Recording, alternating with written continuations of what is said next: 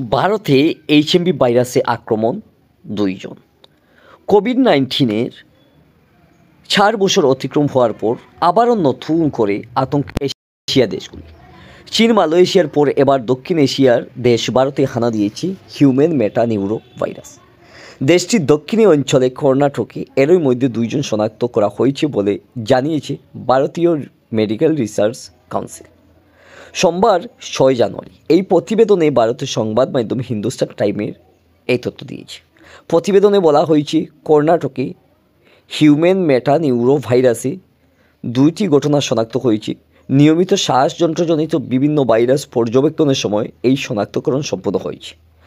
বিশ্লেষকদের মতে জনস্বাস্থ্যের জন্য এটি সতর্ক সংকেত হিসাবে বিবেচনা করা হয়েছে। আক্রান্ত শিশু এবং তার পরিবার সম্প্রতিকালে কোনো ভ্রমণের রেকর্ড নেই। 2 শিশুর শরীরে এইচএমপিভি ভাইরাসে যে স্ট্রেনের সংক্রান্ত হয়েছে সেই সঙ্গে চীনের ছড়িয়ে পড়া ভাইরাস স্ট্রেনের কোনো যোগ রয়েছে কিনা সেটা এখনও স্পষ্ট করেনি। যদিও দেশটির কেন্দ্রীয় সরকারের দাবি, চীনে ছড়িয়ে পড়া ভাইরাসের সঙ্গে বেঙ্গালুরুতে এইচএমপিভি ভাইরাসের সংক্রান্তের কোনো সংযোগ নেই। এদিকে 3 মাস বয়সী শিশুকে ইতিমধ্যে হাসপাতাল থেকে ছেড়ে দেওয়া হয়েছে, আর 8 মাস বয়সী শিশুকে বর্তমানে হাসপাতালে ভর্তি করা হয়েছে। বর্তমানে স্বাস্থ্য সংস্থা WHO-র মতে এইচএমপিভি এমন একটি ভাইরাস যা শ্বাসযন্ত্রজনিত জটিলতা সৃষ্টি করতে পারে।